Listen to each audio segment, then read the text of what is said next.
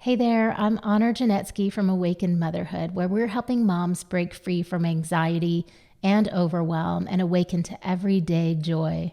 Welcome to the channel.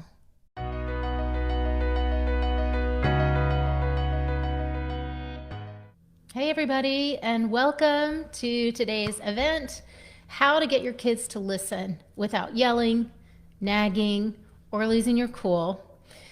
And I'm so glad for you to join me. Those of you who don't know who I am, my name is Honor Janetsky, and I am a founder of Awaken Motherhood, my 12-week signature program.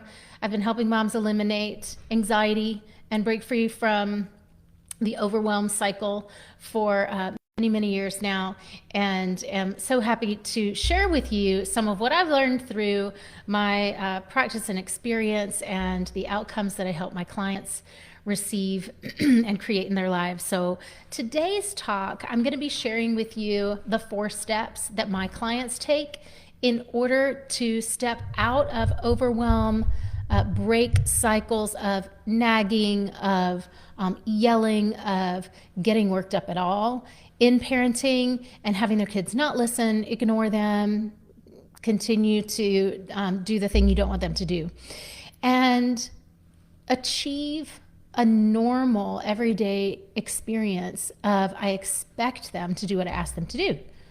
It just happens. It's just the way it is. Our family flows. Everything runs great. My kids take me seriously. They listen when I talk, right? So I work with a lot of moms who are amazing, loving mothers who want the best for their children, who are parenting gently, a lot of them, for many years, attachment parenting, really great hands-on parents. And one of the pitfalls of being a really sensitive or hands-on or gentle parent is that you kind of don't know how to assume that role of authority. And then we have people at the other end of the spectrum who have no problem being an authority. They like for things to run on a dime. They like to be in charge. They like for everybody to know they're in charge, but the strategy is falling flat. The kids still aren't listening, or they're starting to fight, or they're getting aggressive. Okay, so if you fall into either of those camps, stay tuned, listen up. We're gonna start with the first step. Okay, how to get your kids to cooperate and listen and follow your directions or do the thing you need them to do without exploding or raising your voice. The first step in this that's so important is your certainty, your attitude, your certainty that you tell them what you need from them with. So what is behind your words? What beliefs are supporting you? And I want to just speak about this for a moment. So do you have a belief that as a mom, you know best for your child? Do you have a belief that it's good what you're asking them to do? It's good for them, it's good for you, it's good for everybody. That's good and should happen. That it's for their best and it's for the best of the family. Certainty is confidence. Certainty is self-assurance. Where does certainty come from? Because you might say, great, I can fake it till I make it, but kids smell that. They know. So certainty is actually built on self-trust. And as a mom, trusting yourself, your intuition, your wisdom, your instinct about what your kid needs, that is tantamount to getting them to cooperate with you. Because if they don't know that you know best for them, then they're not going to feel safe. They're going to feel anxious. They're going to push back. They're going to ignore you and tune you out because they don't want to get involved in that, that yucky feeling, right? Okay, so certainty is built on self-trust. So self-trust is you knowing that you know best as mom. You know what's best for family. You know what you need. You know what needs to happen for the family to have peace, to keep a peaceful household, for things not to get chaotic or disorganized, right? Number one step is certainty. When kids feel your certainty, they will relax. You'll see anxiety dropping. They will calm down. They will respond more quickly. They will want to connect with you instead of avoid you. Got it? Questions about that one? You could drop them below. I'll check and see if I have any comments. I don't think this is showing me comments. We used to do that on Facebook. Maybe not anymore. Okay, that's fine. I'll check afterwards. You guys hit me up with some comments. Okay, first step is certainty. The second step in getting your kids to listen without nagging or yelling is your strategy. Do you have the right strategy that's going to work to get this particular child with his or her particular needs to accomplish the goal? Right? So you can see how these two dovetail into each other. Certainty comes from knowing you have a great strategy. Now, what most parents are doing, most parents are way off on this. What most parents are doing, and the moms who come in like, we need to clean something up. What they've been doing is they have been assuming that because their kid is different or has high needs, or because they read this book and it says, to do this particular thing this way, or they took a parenting class or course and that instructor told them to do whatever, that and their kid didn't do it. It fell flat and they didn't have success, or it backfired. What parents sometimes assume is that it's the child's shortcoming or fault or learning difference or diagnosis. ADHD, I hear this one a lot. Now I know that ADHD presents its own challenges, but it isn't solely responsible for a child who doesn't hear you, listen to you, or take you seriously.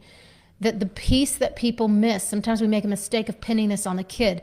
The piece that people miss is up-leveling their own strategies so that you know how to relate to this kid, you know how to get this particular kid to hear you, you know how to get through to this child, and you learn what they need, especially if you have an anxious child.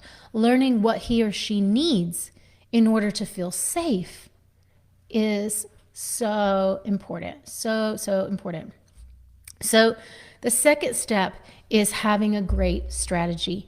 If you're going to parent, let's say you have 3 children and you're going to try to parent all 3 of them the same way. Anybody here who has more than one child knows that never works. We can't do that. Everyone has their own individual personality and needs and wants and their own way of learning. And so we know, those of you who have more than one child know, you have to be flexible. You have to adjust your parenting approach, your strategy, the way you think about that child, the tone of voice you use with that child, the interventions, the structure, the routine, and I could go on and on. You know what I'm saying.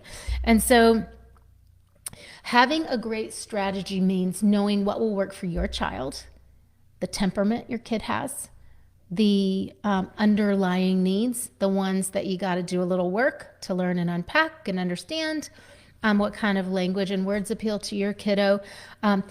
Can you make a guess about what your kid needs and then pivot if it doesn't work? Are you flexible? Are you adaptable? Are you able to take a step and shift your thinking or your perspective about your child when that's called for? And how do you know when that's called for? When your strategy is not working. When your parenting strategy is falling flat, when your kid is pushing back or raging or yelling at you or fighting with siblings and you can't seem to make it stop. And a lot of parents I know are trying to make it stop, just calm down. I can't talk to you when you're out of control like that. Just get control of yourself. But it's like, these are just words into the air, you guys. That doesn't make any sense to a child who's out of control. They can't even hear the words that you're saying. What's happening is you're using a strategy that is not helping that child to meet the needs that they have. Make sense? So we've got certainty. Now we've got having a great strategy. And so some of you are like, yep, check that box, I've got it. And now we're getting to the third piece, which is your own ability to regulate yourself. So regulation, this is a buzzword, self-regulation, regulating your emotions. Everybody kind of has heard of that by now. I got to regulate my emotions to teach my child how to regulate her emotions, right? Otherwise, what are you doing? Pot calling the kettle black, right? Calm down. That's what that looks like and sounds like. Just calm down, yelling at your child, right? So that's the definition of hypocrisy, but also insanity. Expecting a different result. It's not going to happen. You have to be in charge of your own emotional state, which is bigger than just your emotions. That's your nervous system response, your fight or flight response. That's your past trauma, and it's what you're thinking. Okay? So are you able to be flexible when things don't go the way you think they're going to be? Can you adapt and adjust? Can you be creative in the moment with your kiddo when they're getting stuck? Can you manage and move through your own emotions, whatever those are? Happy, sad, stressed, anxious, worried, tense, whatever that feeling is. Can you see it, recognize it, move through it, and come back to center? Do you even have a center? Do you know what that means? Do you know what it means to ground your energy? Do you know what it means to be aware of yourself so you can observe what's happening in you, so you can be of service to your child and of support for your child? Or do you just want them to figure it out on their own, get it together? I'm going to send you to therapy. I can't look at me. It's too much. I don't have the energy for that or the time for that or the money for that. I just want you to figure it out, you 9-year-old, or whatever it is. I do understand, you guys. I get it. There's a wish that we wouldn't have to do the work ourselves. There is a wish. But the reality is, if your children have any hope of learning to succeed in life and have healthy, loving, respectful relationships, then you have to show them that through your relationship with them and maybe with your partner, if you have a partner. So are you knowing how to understand yourself emotionally, release or cleanse and clear out the tougher emotions, the past trauma, so that you can build up a reserve tank? Do you have a reserve tank? Do you know what that is? Are you able to create your own fulfillment so that when something hard happens, you can handle it? You're able to be present and not in your own story, trauma story, your own anger, your own bitterness or resentment, because that's where we go when we don't know how to process through the backlog of emotions. Questions about that? Welcome to drop them in the comments. Knowing how to handle my own emotions, I'm able to handle theirs. Okay, that's how it works. And sometimes all we can do is handle our emotions while they're dysregulated. That is a start. That is a start, right? We got to start somewhere. And because all of these things are really complex that I'm talking about, holding certainty as a mom, being certain I know what's right for my kid. That means self-trust, connection to my wisdom, my intuition. Step 2, this is built on having amazing strategies, a roadmap, a plan, knowing what to do, knowing how to read my kid, knowing what they need, knowing how to write a story for them so they succeed, knowing how to help them believe in themselves. Like, these are all strategic interventions as a mom that I wish that were available to everyone. Because these are things that our parents didn't teach us, right? Nobody was talking like this when we were growing up. So these are strategies and techniques that empower you as a mom to be able to speak and have your kids hear you and take you seriously and get on board. And that will save you years of time, of money, of anguish, of wasted energy trying to throw spaghetti at the wall and see what sticks. Right? Knowing and having a plan. And the third piece is building your own capacity to handle and control what you feel every day, how you feel, what mood are you creating. And when I say this, I'm not just talking about like manage stress, manage anxiety. What I'm talking about is create a life of fulfillment and of joy, where you get to laugh every day, where you get to enjoy cuddles, where you get to teach your kids what is it like to be lighthearted, to trust that everything is working out for you, to not be doom and gloom or anxious or worried, but to really expand into, what if I didn't have to worry? What if really mostly we're okay? What if there is enough? What's that universe like? where we're happy together, where we enjoy each other, where we grow together, where we laugh and have dance parties together, right? That's a beautiful life that is the opposite end of the spectrum of overwhelm and anxiety. This is you getting to enjoy the family you've created and letting it be easy. It can be so much easier. It can be so much easier. So that leads to the fourth step. And the fourth step for you guys is really understanding that you're either investing in the problem, surviving it, right? Or you're investing in solving it. And a lot of people like me, my former self, are stubborn about this because as a person who likes to be independent and solve her own problems and prides herself in being able to do that and not needing to have someone else in your life to do that, there comes a point when you have to realize that there's a skill set or a strategy or an approach that will get you what you want, but you don't have that 20 years of experience and expertise. Someone else does. And in the same way that you'd invest in graduate school or go and get your PhD so you can up level into another program, into another realm, a category of life, a quality of life, of expertise, and help more people. In the same way, this is true, that if you want your family to have that spirit of enjoyment and living life to the fullest, and you waking up every day looking forward to the day and feeling such deep gratitude and appreciation and awe for the miracle of your life, if you want that, then invest in the solution for that. Invest in the solution that will end overwhelm for you. So some of you, I'm sure, have tried meditating. Some of you have tried many years of therapy. You have a number of clients who had gone 10 plus years to therapy, and a number of clients who've never darkened the door of therapy or coaching, and that's fine too. If you've tried things and you've read all the books and you've got them gathering dust on your nightstand and you can't seem to break through out of, I spoke with someone this morning who's crying all the time.